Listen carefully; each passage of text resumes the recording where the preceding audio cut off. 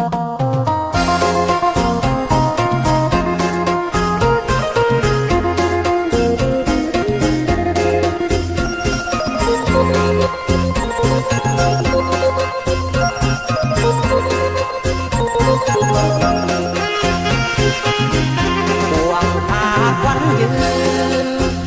ันคืนหัวใจโศกตรม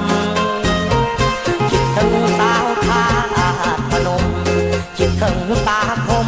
เลือจากคณะก่อนเคยผูกพันหวังกันครั้งหนึ่งผ่านมาข่าวไปในงานบูชานมัสการพระธาตุพนมกันหนึ่งมีบ้านหัวใจกันหนึ่งบ่เศร้าคิดถึงใบหน้า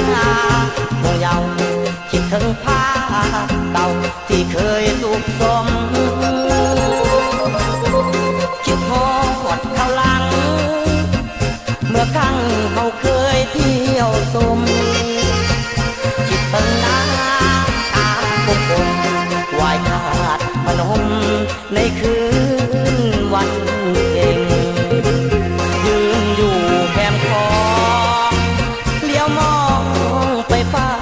ฝั่งขวาหัวใจอ้ายยังหมุนมัวคิดถึงดอกบัวที่พวมบานเบ่งอยากจะไปหาน้องแก้วตาด้วยตัวเองคิดถึงเมื่อคืนวันเพ็ญใจฮ้อนเพ่งคิดถึงจริงแท้โอ้นวลละออลืมแล้วบ่เมื่อครั้งผ่านมาหากน้องเจ้าบอกลืมลานัดปีหน้ามายามอ้ายแน่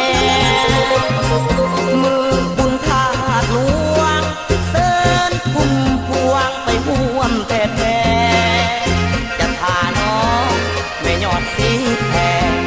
จะทาน้องแท้อยู่บุญธาตุหล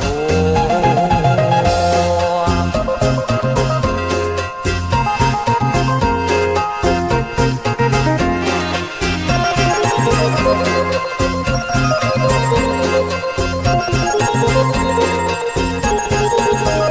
ยืนอยู่แคมป์คลอ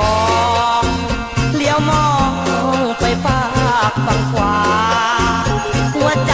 อ้ายยังหมุนมัวคิดถึงดอกบัวที่พวมบานเบ่งอยากจะไปหาน้องแก้วตาด้วยตัวเองคิดถึงเมื่อคืนวันเพ็ญใจฮ้อนเพ่งคิดถึงจริงแท้โอ้นวลละออลืมแล้วบ่เมื่อครั้งผ่านมาหากน้องเจ้าบอกลืมลานัดปีหน้ามายามอ้ายแน่มือบุญธาตุหลวงเสิญพุ่มพวงไปห่วมแท้จะทาน้องไม่ยอดสีแท้จะทาน้องแท้อยู่บุญธาตุ